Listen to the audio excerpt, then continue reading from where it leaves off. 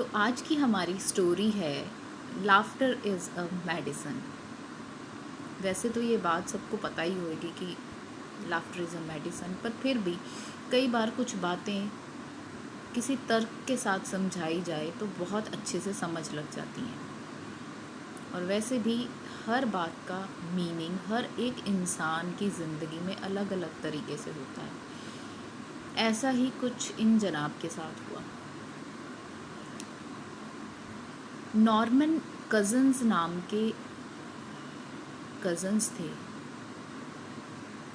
उनमें से एक को बहुत ही भयानक बीमारी हो गई, इलनेस हो गई, और डॉक्टर्स ने अपने हाथ खड़े कर दिए कि ये ठीक नहीं हो सकता, इसके पास ज़्यादा से ज़्यादा 6 महीने और हैं जीने के। और अगर आप पूछते हो कि कितने चांसेस हैं रिकवरी के, तो अगर 500 में से मैं 1% दूंगा।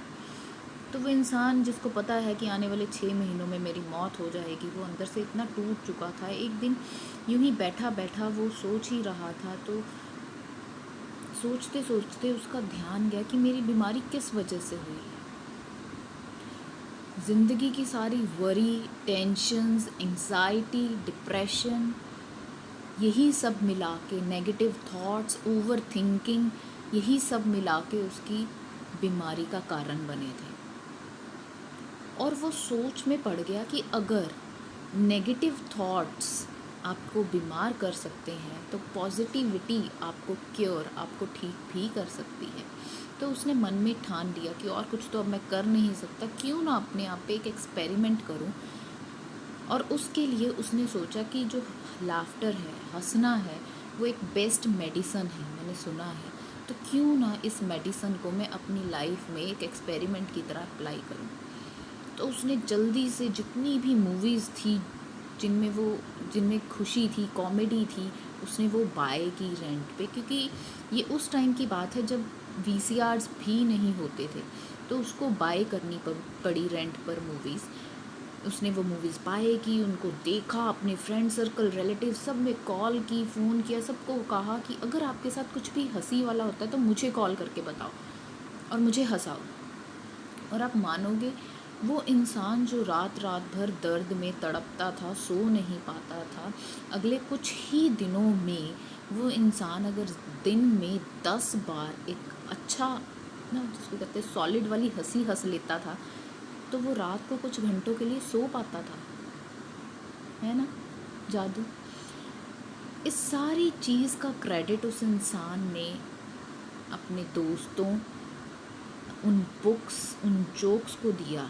और ये सब कुछ उसने अपनी एक book, anatomy of illness, anatomy of an illness, इस बुक में उसने लिखा। उसने ये बताया कि हंसना कितना ज़रूरी है ज़िंदगी में। कोई भी तरह की बीमारी हो, अगर आप हंसना सीख जाओ तो आप उसको क्योर कर सकते हो। अपनी ज़िंदगी का निचोड़ उस बुक में लिखते हुए उसने सारा क्रेडिट अपने उन फ्रेंड्स, उन रिलेटिव्स, उन बुक्स, उन जोक्स को दिया कि इन लोगों ने मुझे हंसना सिखाया, जिसकी वजह से वो आने वाले 20 साल और जी सका, a healthy happy life, 20 more years. वो इंसान जो 6 महीने और नहीं था। क्यों आप अपने आप को इजाज़त नहीं देते खुश रहने की? अपने आप को फ्री छोड़ो, इजाज़त दो that you can laugh and laugh loud and big. खुश रहो। अगर आप खुश रहते हो तो वेल एंड गुड, हंसते हो बहुत अच्छा है। लेकिन अगर आप हंसते नहीं हैं तो प्लीज़ मेरी बात मानिए, अभी डॉक्टर के पास जाइए, उसकी प्रिस्क्रिप्शन में ये लिखवा के लाइए that laughter is a best medicine, और उस मेडिसन को लो बाय हुक और क्रुक। हंसो, laugh, laughter is the best medicine. You have to laugh. और अपने आप को ऐसे अलाउ करो कि आप ज़ोर से हंसो और बहुत हंसो। समटाइम्स ऐसा होता है कि सामने वाले को लगता है ये पागल है, ऐसे क्यों हंस रहा है। लेकिन एक दिन ऐसा आएगा कि वो इंसान आके आपको खुद ज्वाइन करेगा, क्योंकि it brings liveliness to your life. हंसने से ज़िंदगी मिलती है आपकी ज़िंदगी को।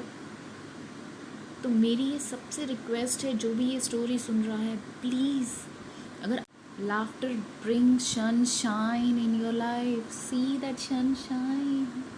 It will make you glow. It will make you blow. खुश रहो, हंसो. हंसना बहुत ज़रूरी है. It is like a chicken soup for the surviving soul. Chicken soup for the surviving soul.